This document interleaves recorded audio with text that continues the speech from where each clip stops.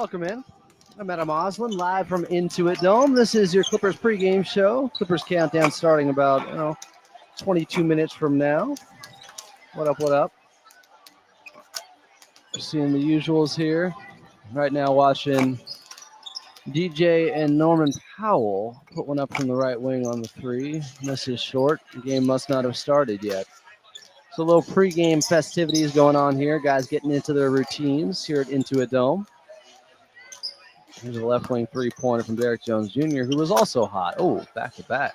Now it's a three-point shootout between the two. Derek Jones hits again. What you got, Norm? Norm puts it up. Right wing three-pointer. Straight down the strings. Left wing three for Derek Jones Jr. Gets it in. Norm tried to go with the one-handed three-pointer. I guess I'm giving that round to Derek Jones Jr. I don't know how well my camera helps this show up for you guys, but these guys are hot from distance and have been.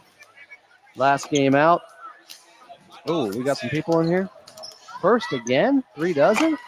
3 dozen? First again? Over Mio used to be the king. What?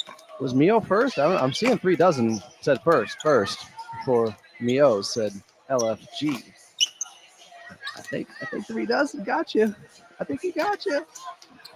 Ooh, don't make me time out somebody for false information here about who was first. Evil Bot's in here. Yeah, guys, give me some of the injury updates going on right now. I saw it was Zion. Who else we got out now? Kevin Durant out for a couple of weeks. It's just crazy. Dominique Carter said, let's go Clips.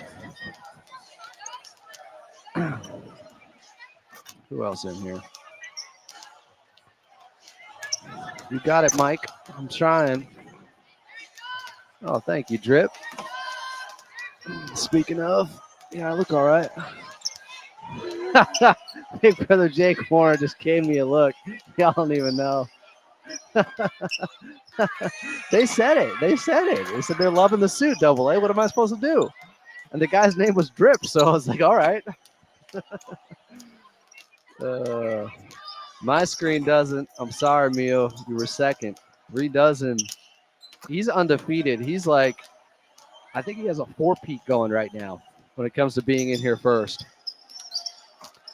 We're all expecting another big game from Norman Powell. Why wouldn't you? Marquise Phillips, though, points out that Ivica Zubac should feast tonight. I agree with that. Why not? I accidentally put out a tweet where I said Tomer Azarli is coming on, and I haven't even talked to him yet. I mean, I texted him, but I wasn't supposed to do that.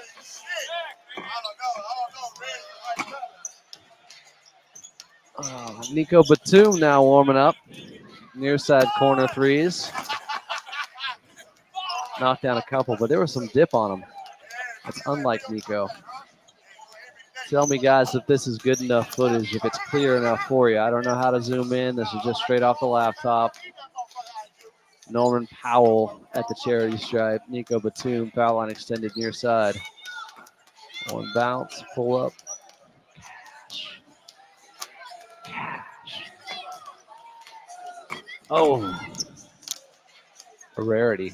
2 pros missing. Twice in a row. Third try. One hit it. What's up, William Blast? Yeah, I've been saying. Basically a couple of games ago, Norman Powell, forget a 3-point contest. How about just being an all-star this season? If he's playing like this, he might be.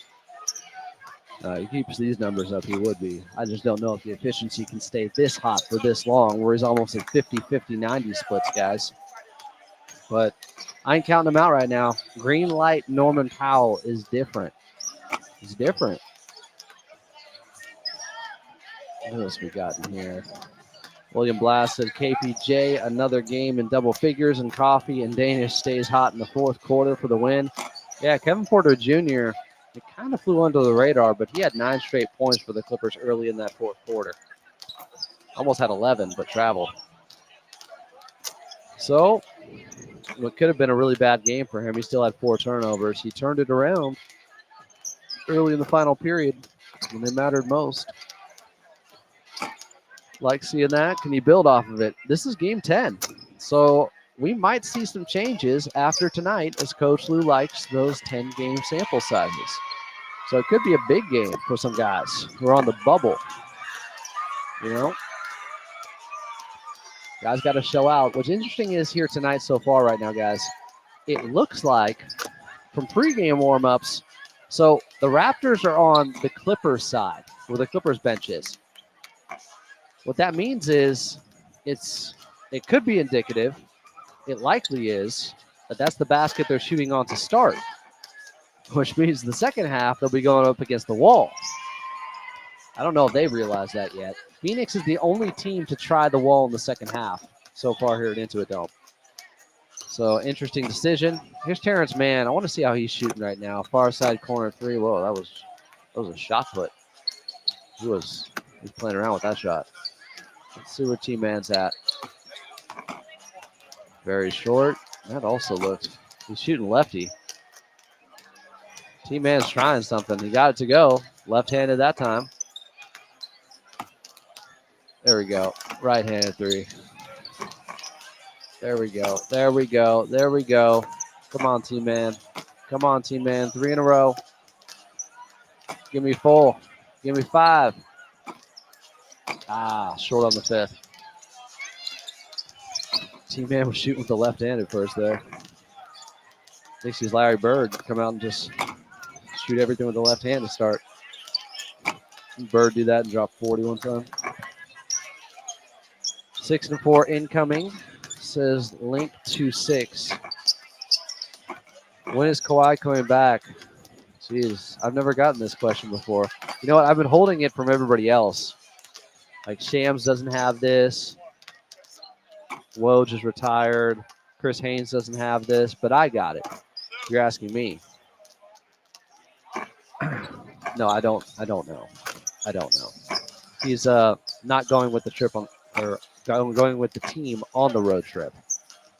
Coach Lou was asked that pregame.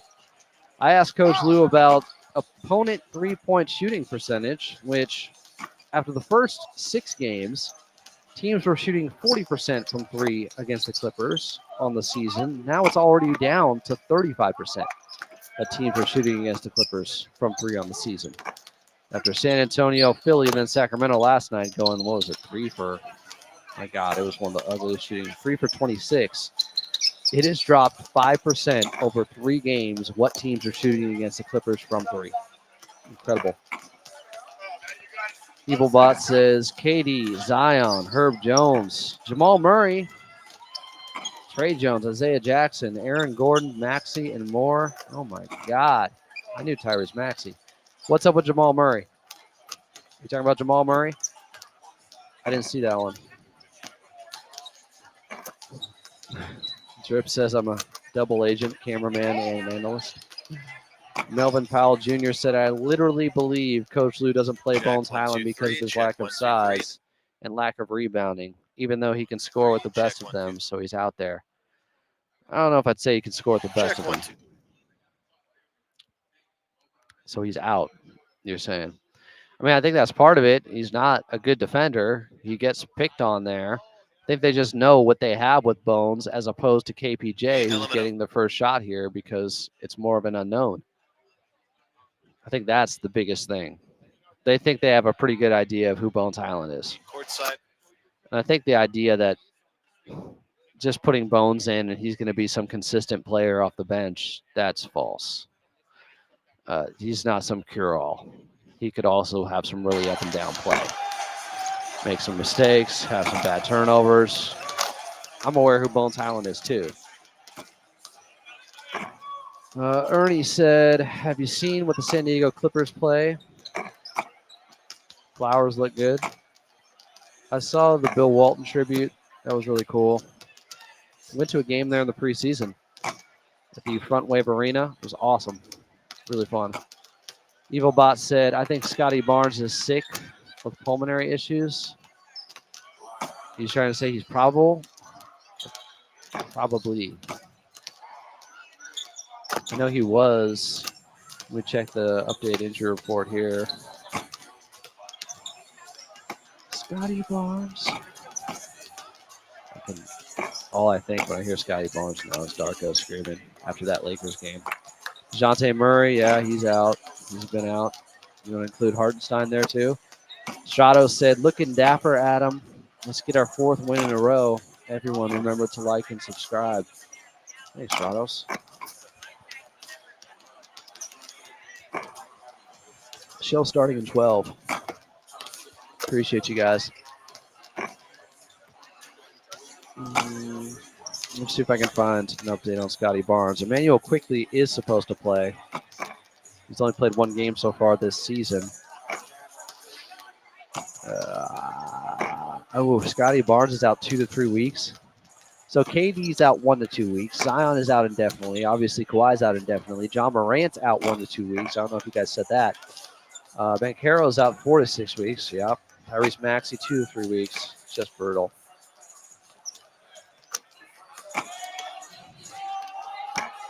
You hate to see all these injuries going on right now. Clippers fans know all too well. What else we got here? M7MD boy. Look at this clown. Look at this guy. Did you guys see that? Did you see that? Did you see Carlo? He thinks he's him. Look at this guy.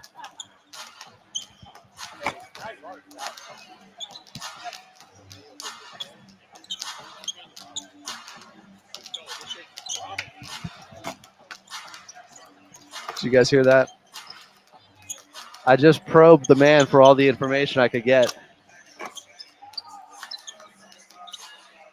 M7MD Boys said, I like that Ty Lue was very frustrated about Harden's turnovers. Harden needs to have that extra pressure on him to control the ball. Agree. William Blast said, he needs to retire a few jerseys, even though we haven't won any rings. Legends, McAdoo, Walton, Marcus Johnson, Norm Nixon. Well, Blake Griffin.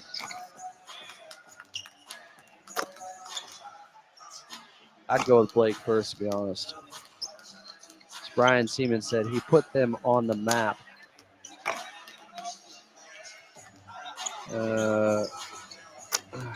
So wait, what is Jamal Murray out with? Is it his knee? I'm gonna look it up since you guys won't tell me.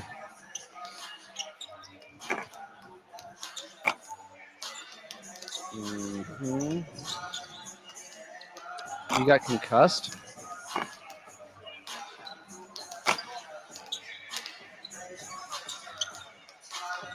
I heard he cut his finger. Who?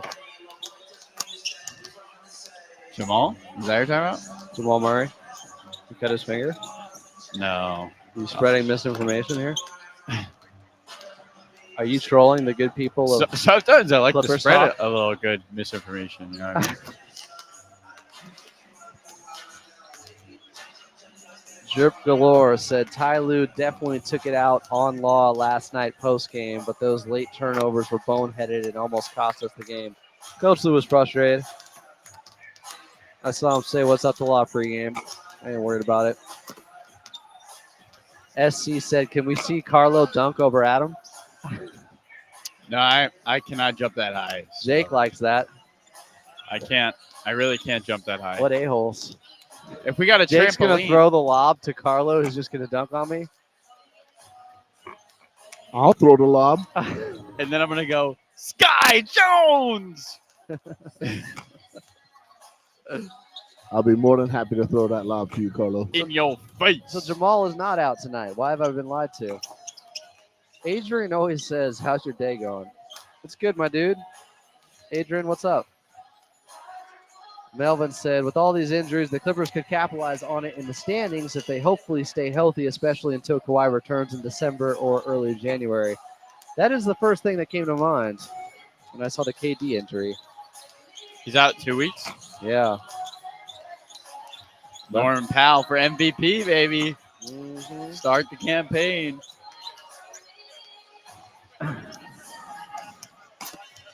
What would he have to do to win MVP, do you think? If he averaged 32 and 10. 10 what? Rebounds. What if he averaged 29, on 45% from three. And they were a top 3 seed. And they're a top 3 seed. Could he be an MVP?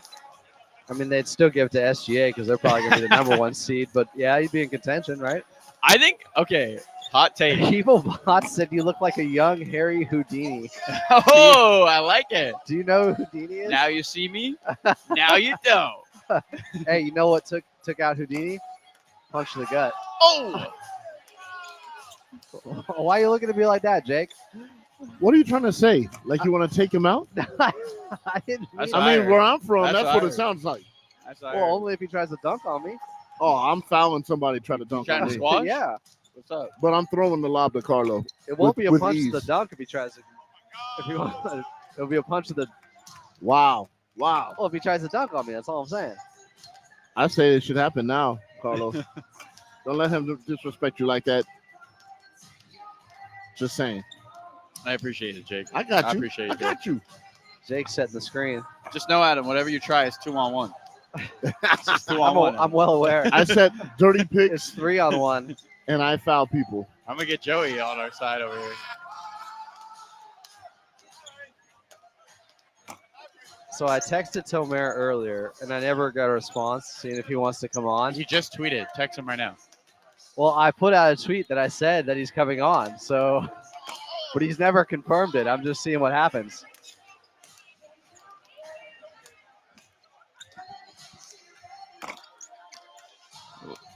Guys, since we're pregame, can we talk about how bad Emmanuel Quickly's injury sounds? Was it pelvis? Pelvic bone bruise. Oh my gosh. I'd rather pull Miami. Chat, what do you think? That sounds painful, chat. He said it felt like he got into a car crash. Well, he actually said his trainer told him this is what it feels like when you get into a car crash. He's never gotten into a car crash. But man, that's just Turn this trash ass show off. what is it? Some dumbass Fox Sports Radio show. Ooh.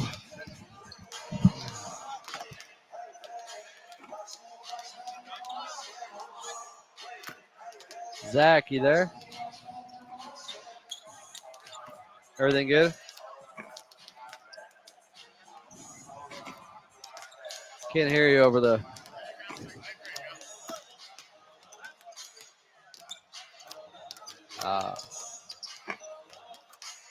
Were you able to put together some Norm highlights for me?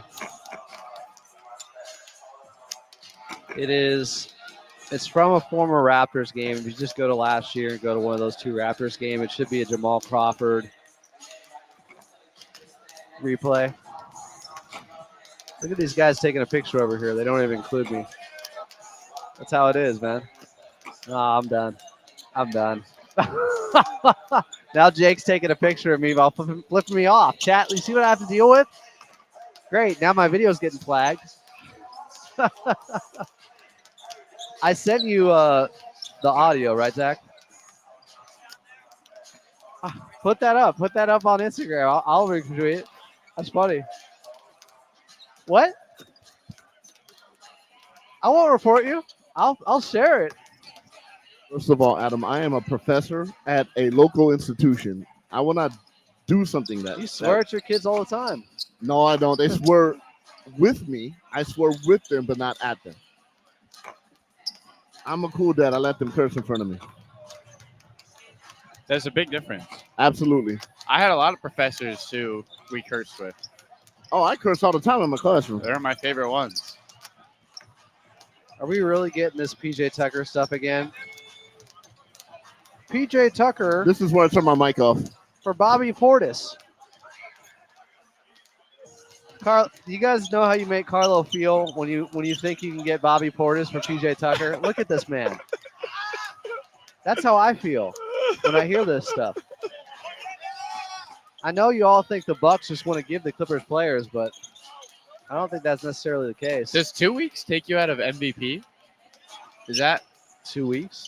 like KD missing 2 weeks? Is he Uh, going to get well- the 65? What did I mean, he still could. No, yeah, he could still get it. He doesn't miss a game yet. All right.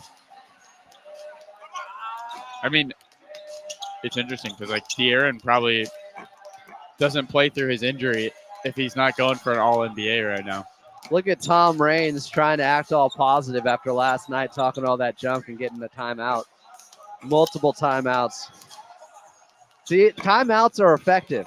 Now we get Tom Raines being like, "Good evening, Clipper Nation. 3-game winning streak upcoming." I love it. I don't hate trades. I hate unrealistic trades that would never happen that are unproductive, like PJ Tucker for Bobby Portis.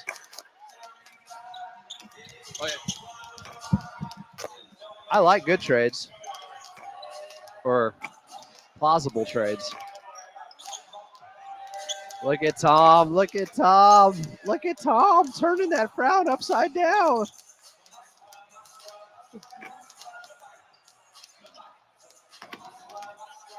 All right, so Zach, I sent you the Norman Powell post game after the highlights. Nice.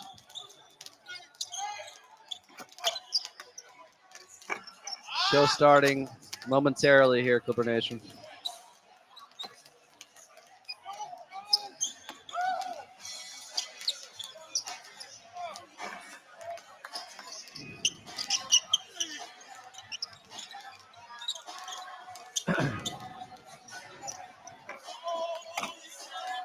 I didn't know Monday's Veterans Day. Happy Veterans Day, Jake. I didn't know. Catches up to me.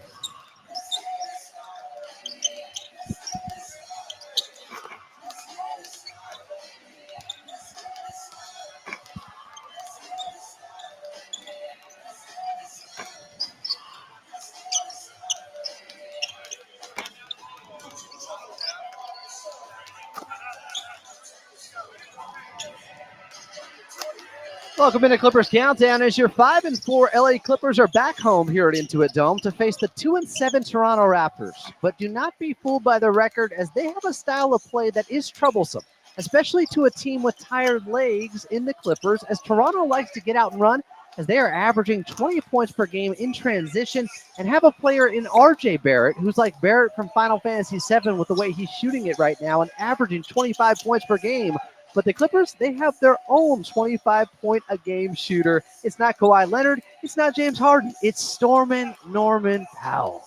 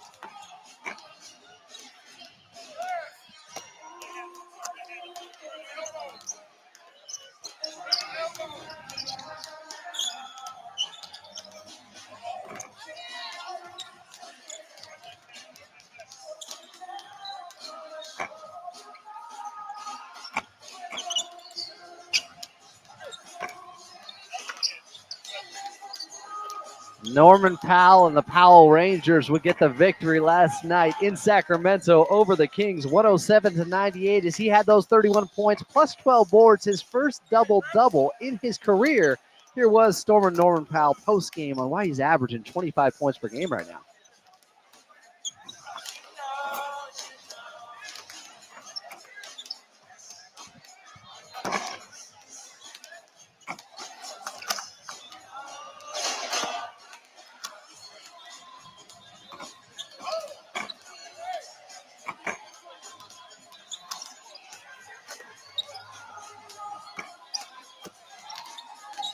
Aggressive Norman Powell is our favorite Norman Powell. Tip time tonight between the Clippers and his former team in the Toronto Raptors here at Intuit Dome is just about 59 minutes away.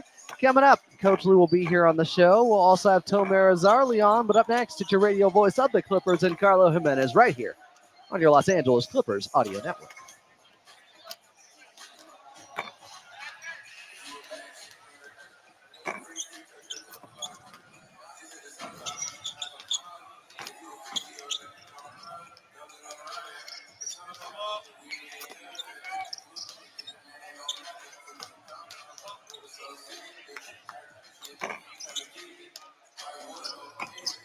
All right, guys. Go Power Rangers indeed. I don't know how. There we go. How about that?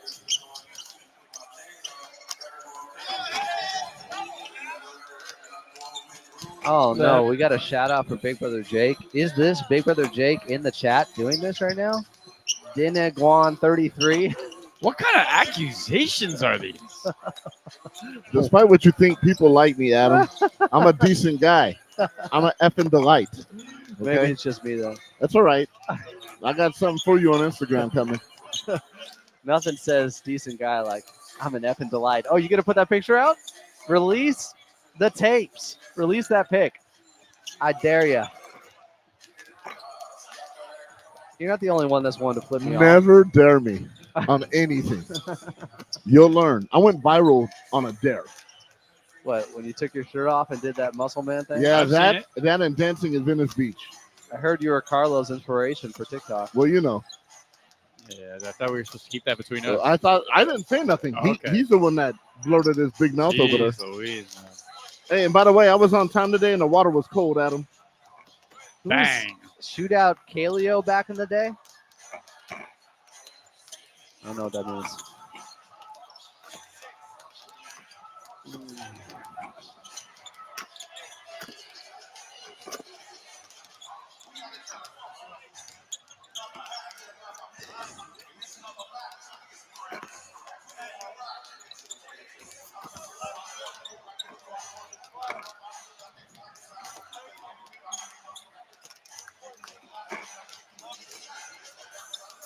Clippers taking on the Toronto Raptors here at Intuit Dome. Welcome back in. I'm Adam Oslin. This is the official pregame show of your LA Clippers. It's Clippers Countdown. Still to come, Carlo Jimenez speaking with the head coach in Toronto. So why don't we get over to Carlo right now? Me? He's like 2 seats to my left. Carlo, what's hey. good? How's it going, Adam? I'm great. I'm on my toes because I got to do this interview right after this, so I'm ready to sprint on out of here. Okay. But right now, I'm good. Now I'm the interviewer. You're the interviewee. Ooh. Let's talk about the green light that Norman Powell has received with this team as he's just running through it right now. He's out for blood. That's what it looks like to me, was seeing Norman Powell with this opportunity where he's putting them up 23 shot attempted last night in Sacramento. Got up to 31 points. Another game where he had 5+ 3-pointers. What are you seeing from Norman Powell?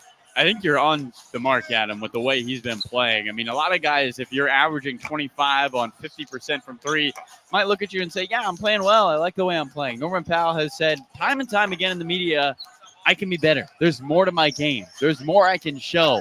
And I think that really shows how much he believes in his ability and also how much he can be effective for this Clipper team down the stretch. Doesn't feel like this is the ceiling of what he has to offer for this Clipper team. He's showing it night in and night out. And then he's also showing that he's willing to do the other stuff. 12 rebounds last game.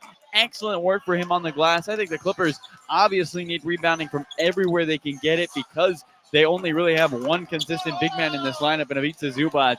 And right now, Norman Powell adding to that mix for a Clipper team in desperate need of grabbing the board. I mean, it's interesting. He's shooting, I think, 51% from the floor, 49% from three, over 80% at the charity stripe, and it still feels like, as you mentioned, he hasn't peaked yet. Yeah. Norman Powell is just getting started. This is the revenge tour against anyone who has ever doubted him. He's getting boards. He's making assists, and he's coming through late in ball games. I think he hit the biggest shot of the game with the Clippers only up by 4 late in that fourth quarter. That, I don't want to say it was a dagger three, but a momentum-killing silencer three, as I think you called it. 100%, Adam, because Sacramento had got it to clutch time, and the Clippers had been up double digits most of that fourth quarter.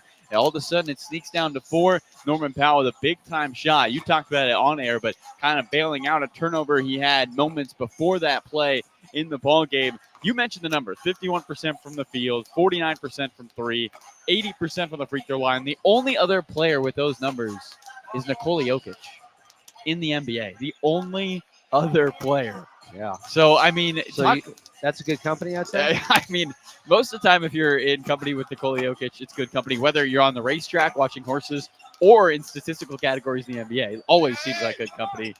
Good thing for Norman Powell, he's got one of those, and it's helping the Clippers big time.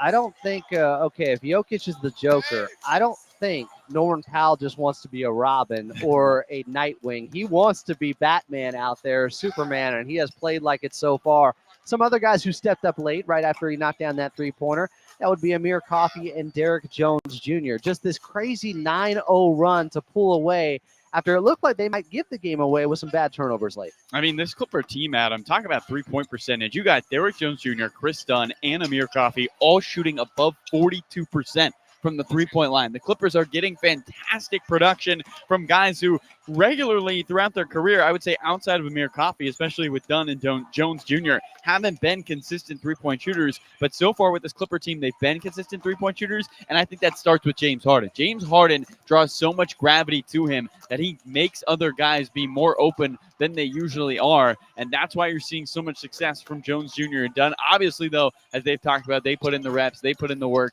but James Harden setting up his teammates for success, and also Norman Powell. I mean, think about that last pass to Derrick Jones Jr. in the near corner, and he was driving the lane, that true dagger in that ball game, a dime from him. He's showing off the playmaking in a big way for this Clipper team, and it's paying off for not only him, but also his teammates. Yeah, I think some people, maybe some even in the chat here at Clippers Talk on YouTube, don't understand the gravity of James Harden, how he sets the table and makes life easier for everyone else out there, whether he's scoring or not or being efficient. I don't know if this team could score 80 points per game right now without him, because he is their floor general. He is their leader.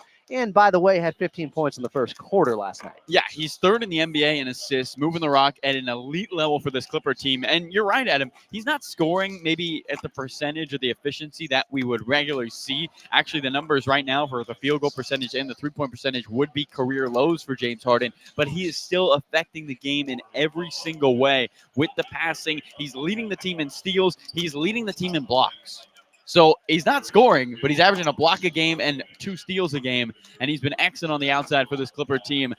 The scoring will come. I don't think anybody in a Clipper jersey or a Clipper coaching staff or Clipper fans are worried about James Harden getting to the floor and scoring the basketball, but it's the way he affects the game on the defensive side and on the offensive side, getting his teammates involved. Yeah, he's underrated defensively, especially so far this season with the quick hands, but I believe he has led the league in steals multiple years back when he was with Houston, so nothing new for him. We mentioned that 9-0 run late with the 3 straight three-pointers, but there was another 9-0 run early on in the fourth quarter, and it was KPJ who got it going, who found his offense at a time where they desperately needed it. Yeah, Norman Powell might not want to be Robin, but KPJ is definitely Joker for this Clipper team. When they need him late, he's able to step up and come away with a big-time run. Shot he should have had 11 in a row. Scott Foster doesn't call him for a travel on a layup down the lane. But Kevin Porter Jr. really coming to his own on the offensive end. Efficiency struggled to start the year. He's still trying to figure it out from the three-point line. But in terms of shooting in that mid-range and then getting to the rim, I think he's played some of his best basketball. We've seen him do it as a passer, had a seven assists a couple nights ago, and then yesterday night in Sacramento comes away with 11 points. Him and Amir Coffey, excellent off the bench for the Clippers. 25 points off the bench, all of them from those 2 guys. Well, it is day 2 of this back-to-back, their 3rd so far of the season. Tonight, the Clippers are back home here at Intuit Dome. They're taking on a former Norman Powell team in the Toronto Raptors. Tip-off is just 50 minutes away. Coming up, Carlo has his one-on-one conversation with the head coach in Teron Lue. We'll let him go for now. You're listening to the Los Angeles Clippers Audio Network.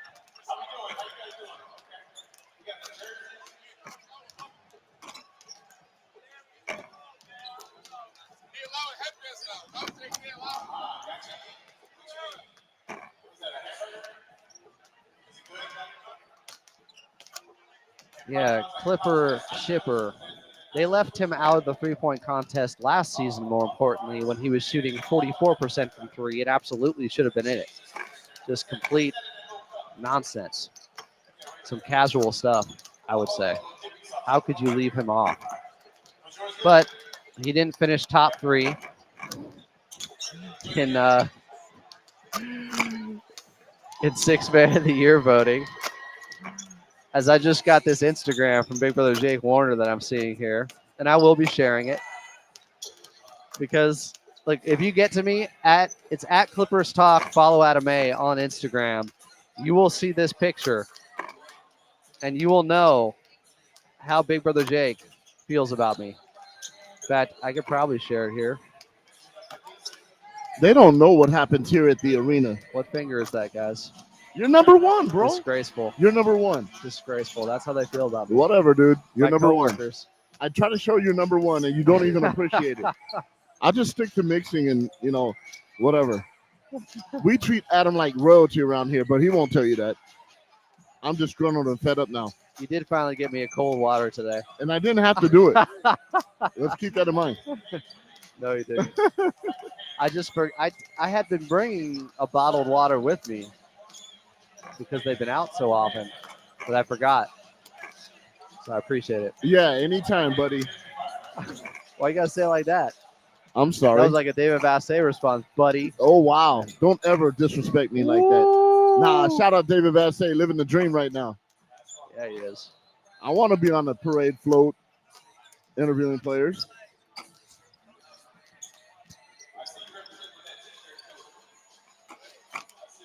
Evil Bot, we appreciate you staying up late.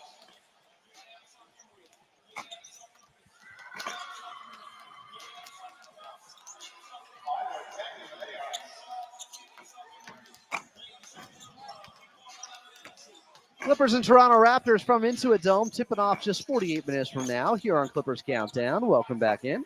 I'm Adam Osland. Still to come, we'll get your player to watch, and we'll go back in time in Clippers Rewind. But right now, we're heading back over to your radio voice of the Clippers in Carlo Jimenez.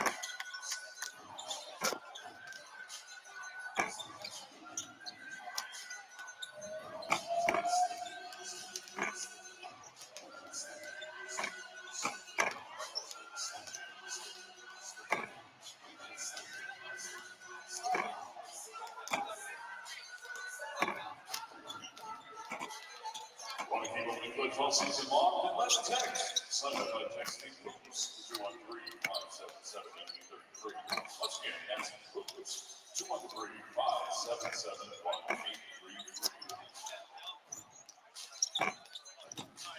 The Intuit Dome app is powered by AT&T. Be sure to please our full profiles on the full Intuit Dome experience. Tonight's Clipper Nation begin up at 8 and is Henry Raptors. Thanks for being a part of the Clippers camp. We hope you're enjoying being with your family tonight. You know, it all starts with you can join the LA Clippers Kids Club for the chance to be featured also. Why don't you join tonight at Clippers.com/Kids Club. There was Coach Lou with Carlo Jimenez pregame as we get set for the Clippers taking on the Toronto Raptors here at Intuit Dome. Tip-off just 45 minutes away. I'm Adam Osland. This is the official pregame show of your Los Angeles Clippers. And coming up next, we'll go back in time in Clippers Rewind right here on the Los Angeles Clippers Audio Network.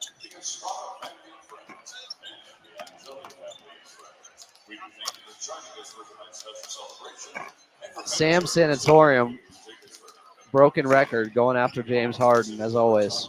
can't understand that James Harden, James Harden offense is average being a top 5 offense in his career. That's cool. You like ball movement. I like effectiveness. James Harden offenses average being a top 5 offense. So I'm here for that. Now, obviously, they aren't the most talented right now without Kawhi Leonard. But James Harden finished second to Kawhi Leonard in the league when it came to isolation scoring last season. Guys, what happens to this offense and this team if James Harden starts shooting it better? Could be talking about an extended winning streak. Like, imagine James Harden wakes up and starts knocking them down. Then you're cooking with gas. Evil Bot said, the only thing can keep me awake are the likes and subscribe to Clippers Talk. A man after my own heart. It's the only thing that keeps me awake, too. Late at night, I'm thinking, are they liking it? Are they subscribing to it? They like me. They really like me. No, they're just here for Big Brother Jake, aren't they?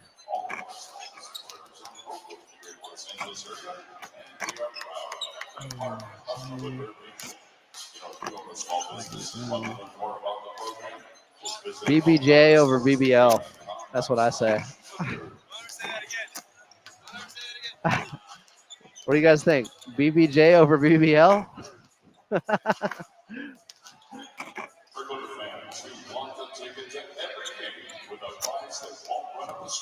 Coming up, Clippers Rewind.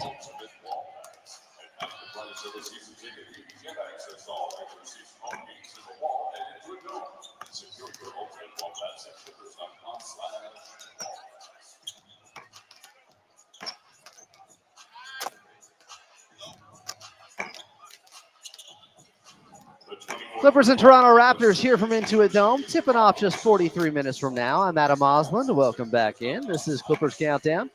On a Saturday night, Clippers on the second half of a back-to-back after a successful trip up north to Sacramento last night. 107-98 was the final.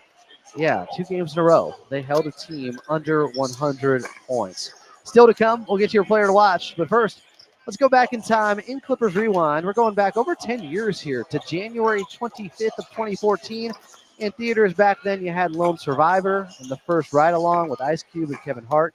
The song Timber with Pitbull, shout out Noah Eagle, and Kesha was everywhere on the radio. And the Clippers were up in a shootout in Toronto against these Raptors.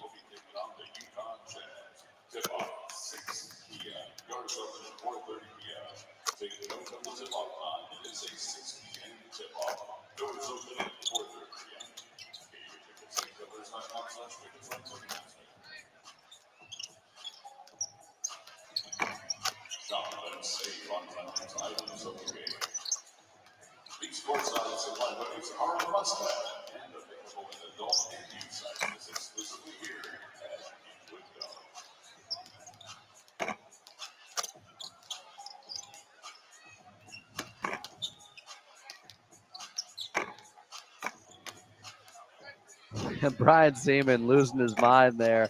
Understandably, that was a wild game. Terrence Ross for the Toronto Raptors, Human Torch they call him, had 51, had 10 3-pointers, but Jamal Crawford countered with 37, and the Clippers got the victory, 126-118. That was back in January of 2014 against the Raptors in Toronto. Clippers taking on the Raptors tonight here at Intuit Dome. Tip-off just about 40 minutes away. Up next, we'll get your player to watch right here on the Los Angeles Clippers Audio Network.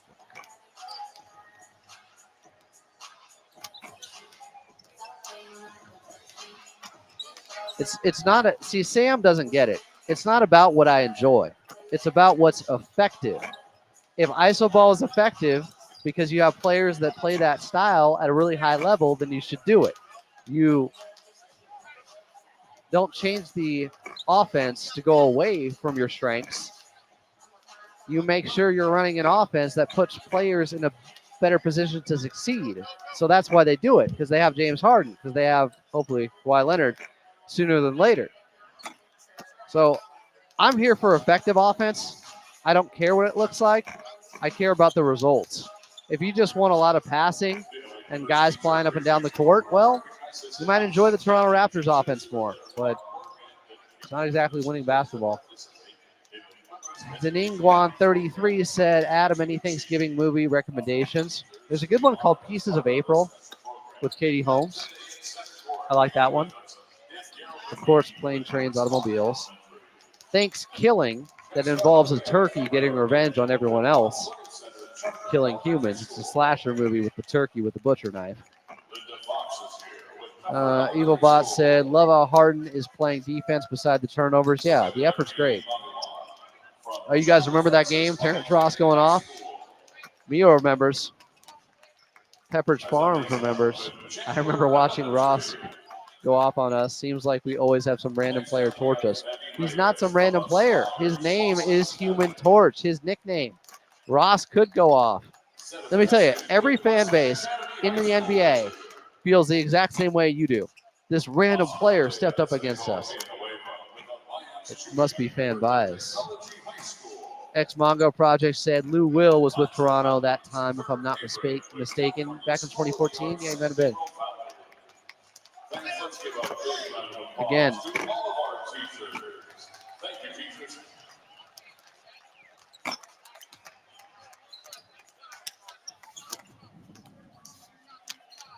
tip-off 38 minutes from now here at Intuit Dome. Clippers and Raptors. Welcome back in. I'm Adam Oslin. This is the official pregame show of your Los Angeles Clippers.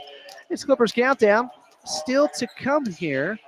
We will get back to Carlo Jimenez, but while we have a moment, you know what? Let's pause 10 seconds for station identification here on the Los Angeles Clippers Audio Network.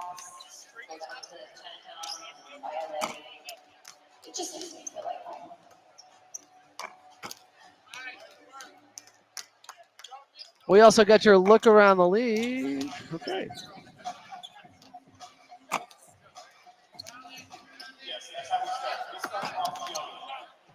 Player to watch, Terance Mann. Still looking for more from him scoring-wise.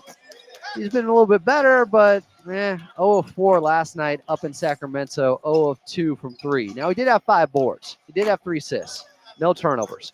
And he led the Clippers in the plus-minus department. He was a plus 17 and played some good connecting role player type of basketball out there. I just want to see him get unglued, though, from distance. Terance Mann has got to continue to put them up, get out of this shooting funk, and just play with a little bit more confidence out there. Terance Mann, my player to watch. Clippers taking on the Toronto Raptors. Tip-off 37 minutes away here at Intuit Dome. And up next, we will get to your injury report right here on the Los Angeles Clippers Audio Network.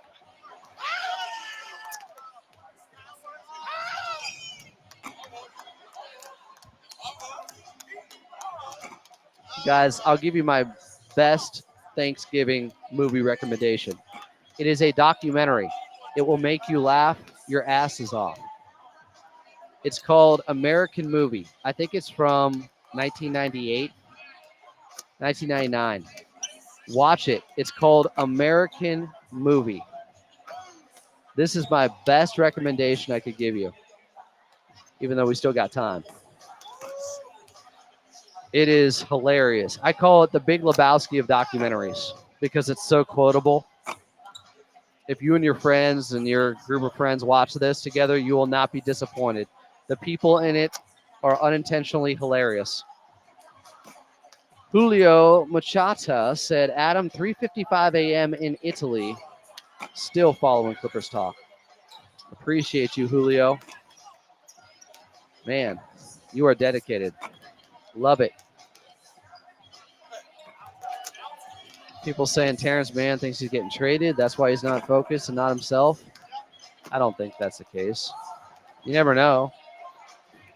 It turns out, guys, it's harder to trade a guy when their stock is lower because they're not playing well. It's easier when they're playing well.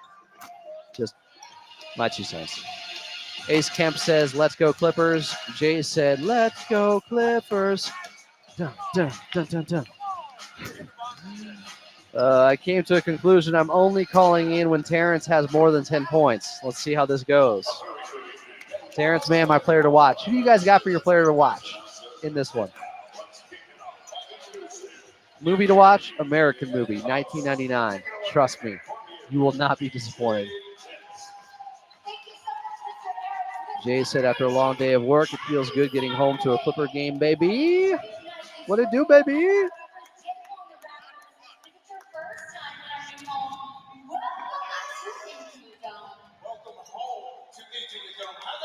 Clippers and Toronto Raptors here at Intuit Dome. Welcome back in. I'm Adam Oslin. Tip-off just 34 minutes away.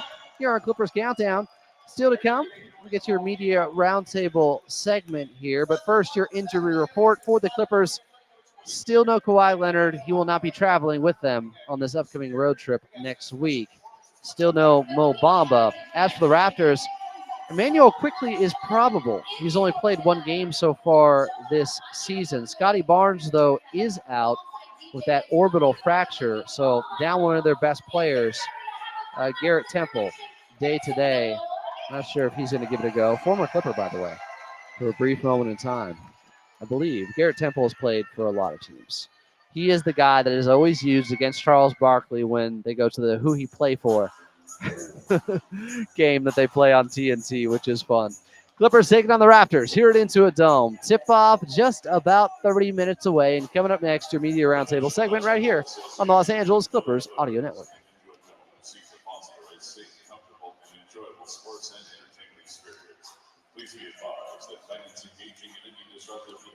Man is okay as a role player. Hey, you're in luck, Ace.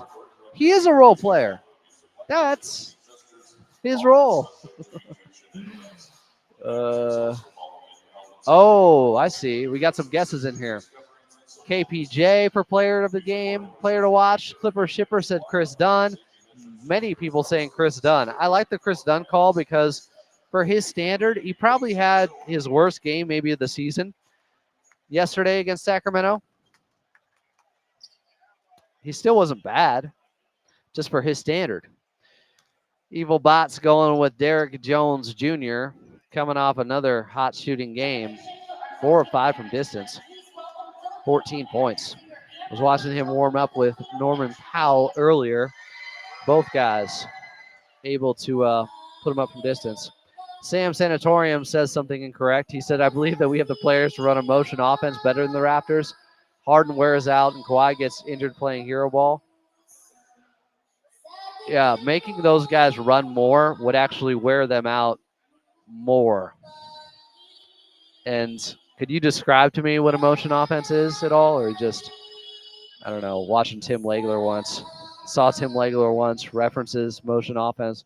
Now, you play to your players' strengths. That's how it works. You have the 2 best ISO guys in the game according to points per possession in isolation last season. That would be Kawhi. That would be James Harden. So you play high pick and roll. It's obviously helped with Beats the Zubats playing next to James Harden. I don't know what some people want. I don't think they understand. X-Mongo Project said, I am watching that he will not do too much. Huh? Talking about Terance Mann? Ace said, Raptors have like 7 players injured. Yeah, I couldn't get through the entire list. Alfie said, why do I get a feeling KPJ might go off today? Interesting. Obi-Wan, haven't heard that name in a while.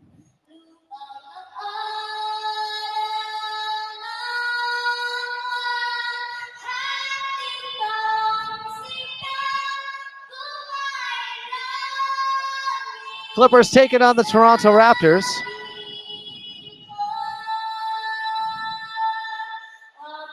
From Intuit Dome.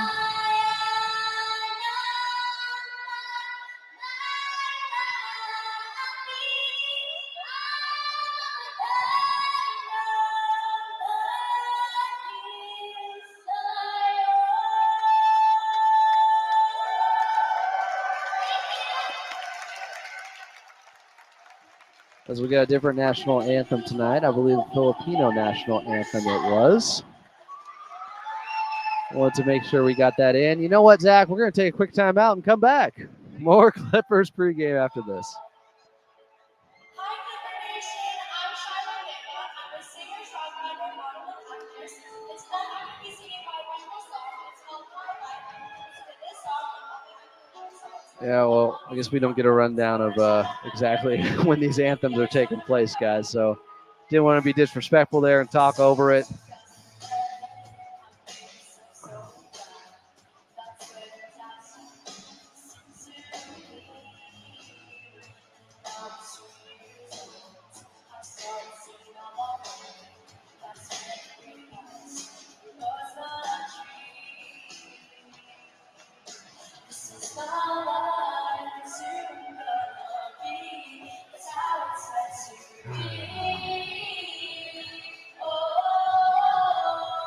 Sam is still caught up on. They should run a different offense that James Harden wouldn't be as good in, is basically what he's saying. Trust me. Don't run high pick and roll. Don't do what has made him a Hall of Famer and a top 75 player of all time. That's light year brain. Oh, Sam. Can't help some people. They literally have taken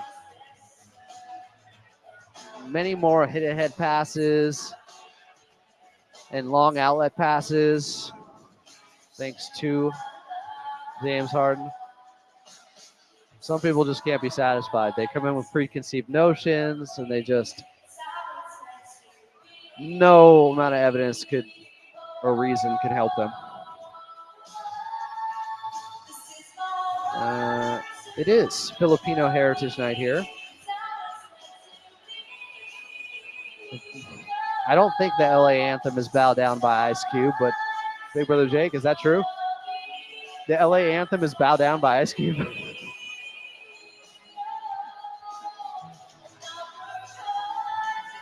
We'll stay for a bit, Zach.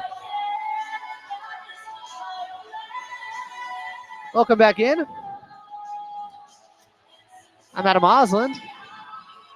It is your Clippers Countdown pregame show. Clippers taking on the Toronto Raptors here at Intuit Dome. I want to update you on a pregame conversation during Coach Lou's presser earlier today, about an hour ago. I asked him about the three-point shooting. Opponents are only shooting 35% from three now against the Clippers on the season, when just 3 games ago, it was at 40% from the outside. So what changed?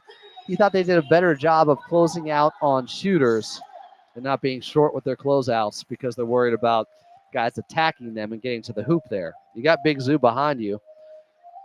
Try to run guys off the line. Don't let them get them up from distance, and that is a pretty dramatic swing. Now, it's still a small sample size. We're only 9 games into the season. Some of these things can happen, but I pointed this out the other day that teams were shooting on open threes against the Clippers 44%.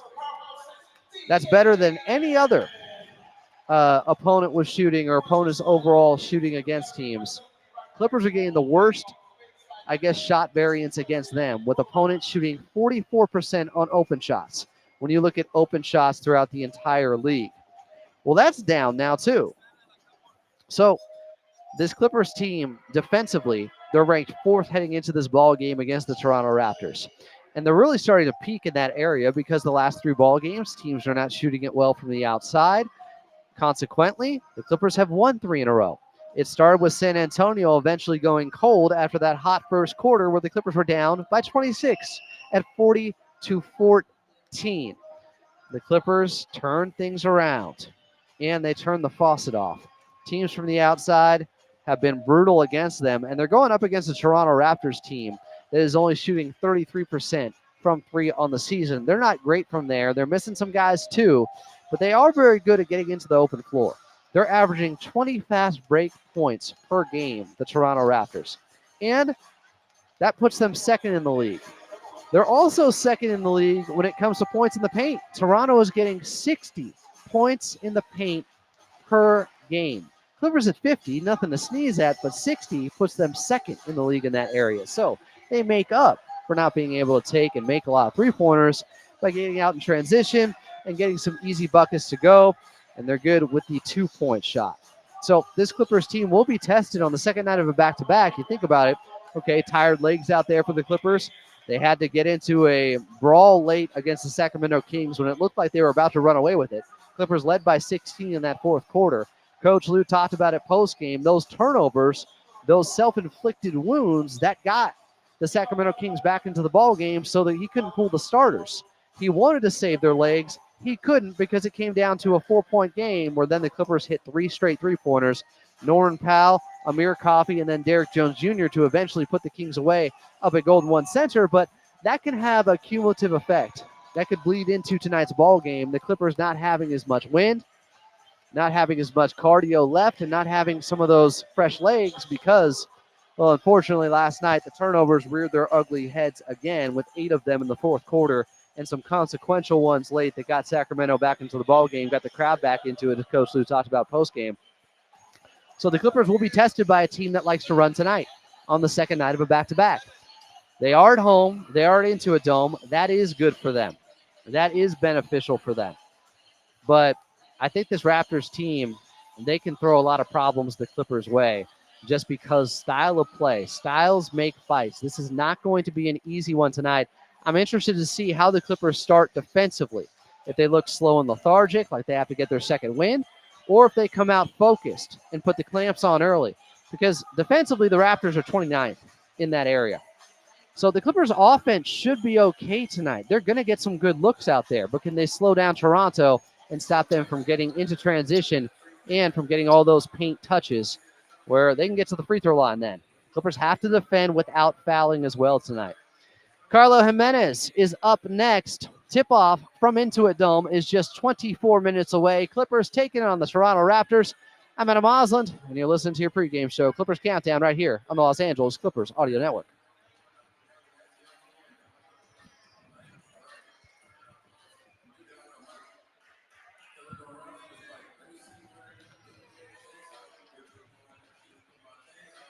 No, I'll get the read-in still.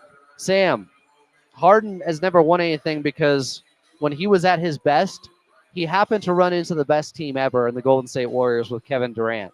That's called a victim of circumstance and a victim of your era. If not for that, Harden has a championship. Like, they ran into the best team of all time. That Houston team was great. They happened to be wrong place, wrong time, taking on the Golden State Warriors with Kevin Durant in 2017 and 2018 in the playoffs. So you can always go to rings, like Lakers fans, be like, what about the rings? Like, the amount of teams that have won playing a lot of isolation basketball is many. Now, I do think with Harden sometimes there's too much ball pounding. I agree with that. But it gives you a really high floor in the regular season. And this Clippers team right now isn't exactly contending for a championship, at least not until they get Kawhi Leonard back. But this offense certainly fits Kawhi. So saying, like, Kawhi won while playing an emotion ball offense, it's like Toronto slowed down things all the time. Why don't you go back and watch that Game 7 against Philly where he dropped 40 and see the type of offense they ran? People just talking, but I don't think they even know what that offense means. And holding it against Harden for not having a ring when he had to go up against the best team ever with the Golden State Warriors with Kevin Durant ain't it. It is sloppy, casual stuff that I'm not big on here. You guys know that. I'm not giving him a timeout. Sam can have his opinion. It's just I have buckets of ammo that I can throw back at that argument. He's a top 75 player ever.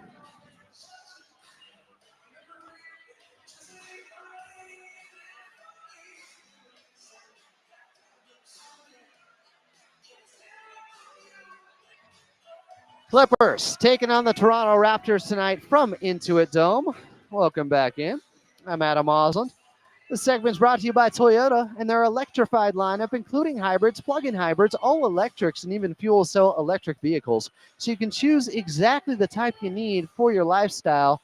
We make it easy. Well, I have a moment. Let's get to an NBA out-of-town scoreboard. Let's see what's going on in the association besides all the injuries, which we've been talking about ad nauseum earlier in this pregame show, at least off the air in the chat at Clippers Talk. So the Cleveland Cavaliers remain perfect as they would win at home 105-100 over the Brooklyn Nets. The Cavs are 11-0. Evan Mobley out of USC, where's Carlo Jimenez at, had 23, 16, and 4 steals in the victory. Chi-Town would go into the ATL, and the Bulls would get the victory 125-113 over the Hawks. Nikola Vucevic, a USC guy, had 18 and 12 in the victory for Chicago. They're 4-6 on this young season. One more final for you. The Utah Jazz would be victorious by 1 as the Spurs had a botched alley-oop late at home, and the Jazz would win 111-110. Apparently, it was a good ATO, but the Spurs could not complete it, and they get hit with the loss as Colin Sexton for the Jazz had 23 points in their victory. Victor Wembanyama with 24, 16, and 7 blocks in defeat. Spurs now 4-6, 3-2 at home. Clippers taking on the Toronto Raptors. And it looks like Emmanuel Quickly will be available, who is a problem and who has quite the float game. The float goat, he's got a really nice touch around the basket. We saw that was a problem when he was with New York, and the Knicks were taking on the Clippers. He would always give them issues. But this Clippers team tonight, I'm hoping they can carry in some of this momentum. Having won 3 straight, taking on a lesser opponent in the Toronto Raptors, you just want to see them play the right way and take care of the basketball much better. The turnovers are an issue, guys. This Clippers team is over 17 turnovers per game, bottom 3 in that area in the league. They've been getting away with it because they're turning over the opposition, but it's not sustainable. It's just not. The timing of some of those turnovers, too, have been problematic for them coming in the fourth quarter. No teams get more points off turnovers in the fourth quarter than Clippers opponents, where they're averaging 7.1 points per game in the fourth quarter alone against the Clippers when it comes to points off of turnovers. We're rejoined by our radio voice of the Clippers in Carlo Jimenez.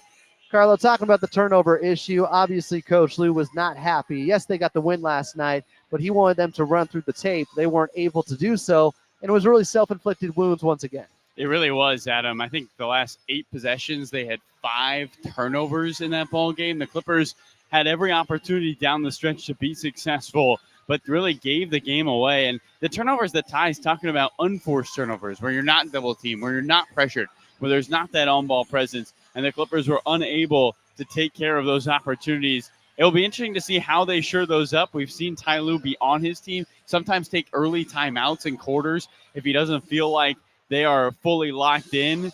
And I believe we'll see that same thing here today, Adam, as you've talked about. Timeouts matter. Timeouts matter. And the Clippers are using their timeouts as almost a check-in on their guys to say, hey, let's lock in. Let's be focused. Yeah, Coach Lewis had to monitor this group because as good as they have been defensively, offensively, they go into these lulls. And granted, they were so good on defense yesterday. They had those dips offensively, and they still stayed ahead of Sacramento as the Kings were missing all those shots from the outside, and the Clippers brought that Clamp City mindset with them. But they still need to get back to flowing more consistently on the offensive end because as this season goes along, you expect them to get better there, to be more of a well-oiled machine. We know there's going to be struggles. There is a talent deficiency at times offensively, but you can say with the way Norman Powell is playing right now, getting 26 points per game, I mean, that's a revelation for them. We didn't expect him to be good to this level, to this extent, at least to start off this season, and he has found himself, and they have found, I don't know, a star is born. Norman Powell getting this opportunity. This is what happens when preparation meets opportunity. You get a guy who is rising above and playing what some people would view as above his head.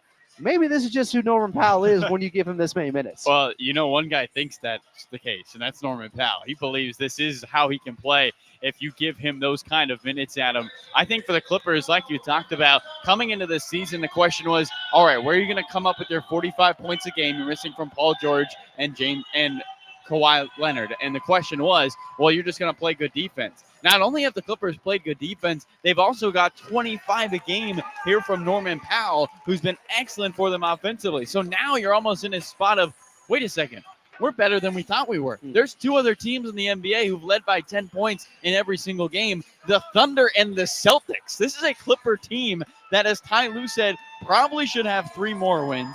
Probably should be looking at an 8-2, 8-1 record and an opportunity to get a win here today and increase that record. The bar is high. What I love about the way Ty Lue talks about this team, Adam, is the standard is extremely high for this group. And I think for good reason, they can be very good. I think that's a great stat. You talked about it earlier with Coach Lou, and he said, hey, we can win games. Yeah. We can be a very good ball club. And I think this revelation, this Norman Powell green light that he has gotten, and he's performed well underneath the bright lights so far with this expanded role, it tells you that the Clippers have a wider margin for error than we realize. Because if you told me through 9 games that they would be second to last or bottom 3 in turnovers with over 17 a game, I would say, well, what are they, 3-6 right now? Yeah. What's their record if you told me that? But they are 5-4. And it's because their defense has been even better, I think, than advertised.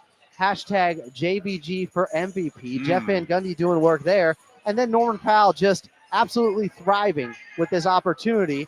And so it's a wider margin for error for this Clippers team where they can have some of those mistakes and still pull through anyways. Agreed, 100%. I think this is a Clipper team that's a lot better than a lot of people expected. Justin Russo pointed out on Twitter, no NBA team has made the playoffs with an 18% turnover mark, and the Clippers have a winning record. No team's finished with a winning record turning the ball over 18% of the time. If you're playing this well while shooting all your toes off on the offensive end, the Clippers have so much more room to grow on that side of the ball. I think really this is a group that when they can lock in, because there's defined roles, because people understand who's going to score, who's going to play defense, how they're going to fit within the system this early in the season. Remember, I took the Clippers 25 some odd games last year to understand rotations, and at times multiple guys came out and said, we don't feel like we have an identity.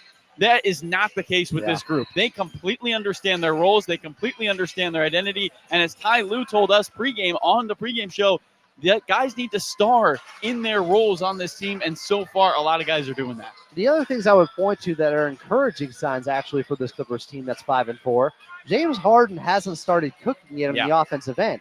What happens when he fully clicks in? If he can get his legs underneath him, he's knocking down three-pointers at a higher rate, and he did go 3 of 6 last night against the Sacramento Kings and had that outpouring of 15 points early on in the first quarter. What happens when James is getting a more efficient 22, 23 points per game?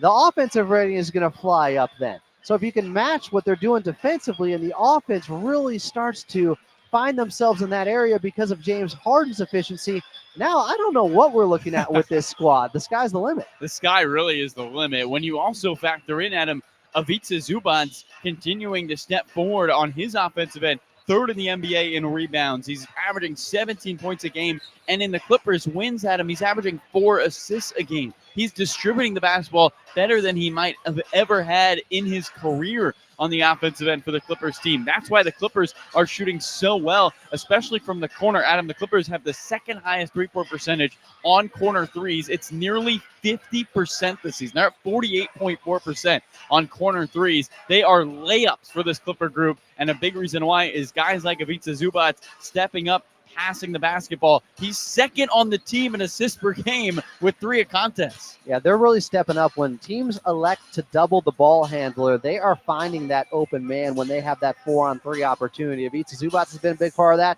Norman Powell at times, Terance Mann, Derrick Jones Jr. has been better in the short roll. I mentioned Terance Mann there. He's my player to watch. That's another guy who is not nearly close to peaking yet this season and has much more he can offer on the offensive end. My player to watch tonight, just hoping Team Man can knock down some of those corner threes. I like it, Adam. As he's gone this season, another slow start for Terance Mann.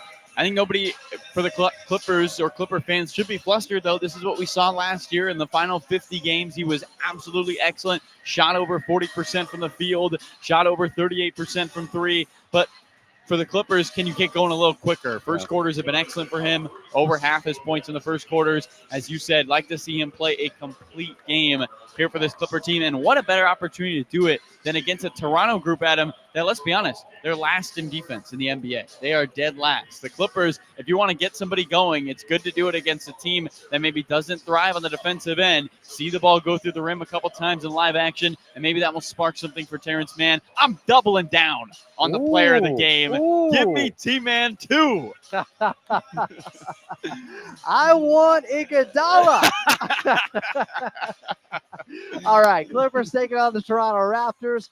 Terance Mann, our player to watch, myself and Carlo Jimenez. Tip-off just 10 minutes away here at Intuit Dome. And coming up next, we'll get to your keys to victory right here on the Los Angeles Clippers Audio Network. T-Man!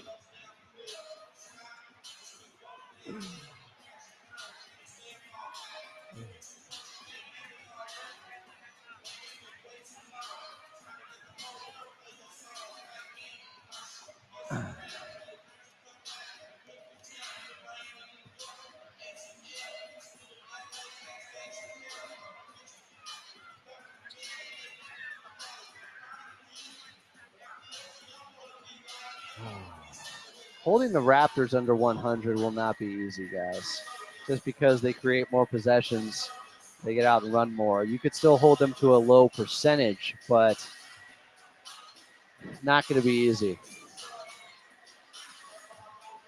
Nobody else believing in Terance Mann for player to watch? All right, Amin's saying hold them to 95 points. Look, if the Clippers defense steps up and they don't, a lot of this is about their offense. Don't turn it over against Toronto to give them those opportunities to get out in transition, I think is the key. Because if you can set your half-court defense against Toronto, the Clippers should be in good shape. Again, Toronto shooting 33% from distance. That's not what they do. If they can't get out and run, they're in trouble. And they do have some injuries. Grady Dick, though, is playing. R.J. Barrett's playing. R.J. Barrett, get this, guys. He's shooting 25.7%. Or excuse me. R.J. Barrett is scoring 25.7 points per game. That's what R.J. Barrett's at, 25.7 points per game. Norman Powell is also at 25.7 points per game. 25 points exactly, both those players. 25.7. Evil Bot needs to chill. We don't want any fights. Chill, dog.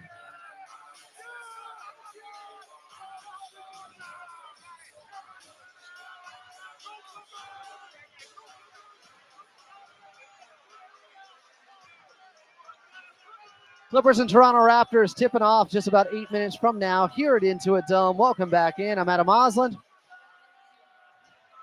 Let's get your keys to victory. The Raptors are second in points in the paint at 60 points per paint, 60 paint points per game. Peter Piper picked. Yeah, they're really good in that area. They get into the teeth of your defense, but they're going up against Big Zoo, who is one of the best paint protectors in the game.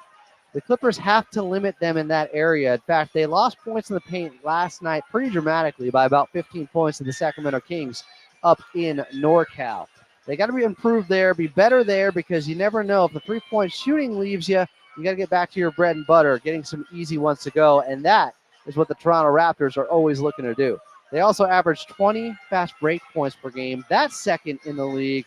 Got to be aware of them getting out and running, meaning you have to take care of the basketball. You have to be intentional about what you're running and making sure you're making those sure passes at all times. Take care of the basketball. No self-inflicted wounds. None of those boneheaded turnovers that we have seen from the Clippers here and there when they're averaging over 17 turnovers per game. Clean it up. It starts tonight against Toronto. And let's see if the Clippers can get to 6-4 in their first 10 ball games. All right, here we go. It's Carlo Jimenez on the call. Clippers and Raptors from Intuit Dome, and tip-off is coming up next right here on the Los Angeles Clippers Audio Network.